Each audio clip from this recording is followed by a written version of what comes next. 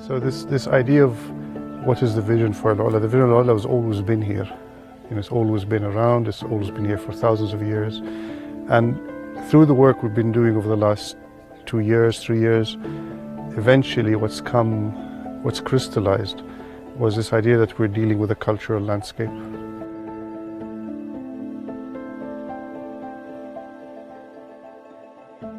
The journey through time is really a journey through space, a space that has been shaped throughout the times by nature and by humans. It has been shaped through movement. The slow-moving lava on the plateaus or the waters that shaped the canyons and the valleys, the wind, the sand dunes, and the movement of humans, whether it's through trade and settlement, throughout the years have shaped this unique place. The idea of the journey through time is by no means a journey through the past.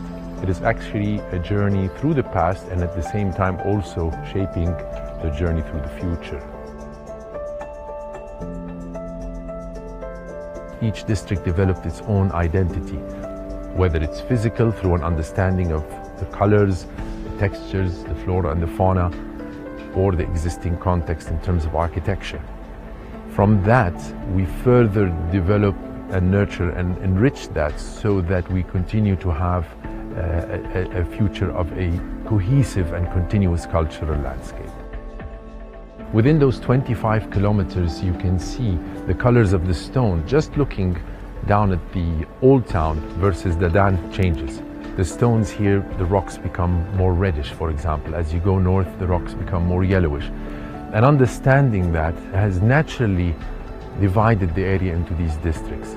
So by looking at that, we have several districts that have a very clear and distinct identity that will further guide future development by developing clear guidelines and clear building regulations so that these identities are maintained, yet at the same time do not restrict future architects or developers from expressing the spirit of the age. We are not here to preserve a specific architectural style or a specific architecture that was developed at a certain time in the past. We also are interested in creating and inventing the future, but we want to do it so that it is in harmony with the past.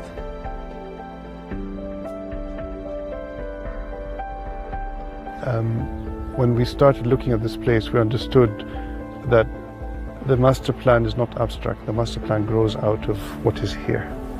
And that's what makes it relevant, that's what makes it real. Whatever we call it, a master plan, regeneration plan, a project, whatever the terminology, the technical terminology is, doesn't really matter. The truth of the issue is that this grows out of the reality of this place.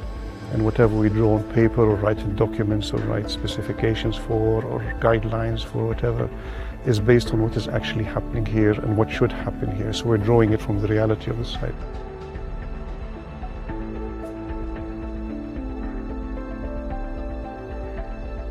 It's interesting that we have this relationship that's always happening across the wadi, across the oasis as a whole. We have the old town, and the extension of the old town has always been the agricultural land. When we look at the built fabric in the old town, and we look at the built fabric of the walls of the gardens, when we look at the built fabric of the buildings in the oasis, they are one continuous whole, and we're trying to revive that one continuous whole. Now, a lot of the land in the oasis has become very degenerated. There's a lot of dead land in a way. And we have to find a way of regenerating the oasis through different activities, not just through agriculture. And the cultural layer, there will be a layer of tourism that comes in that will regenerate the oasis, and there's a layer of culture. I think we have an unspoken value and understanding that we actually don't inherit the earth from our parents, we are borrowing it from our children.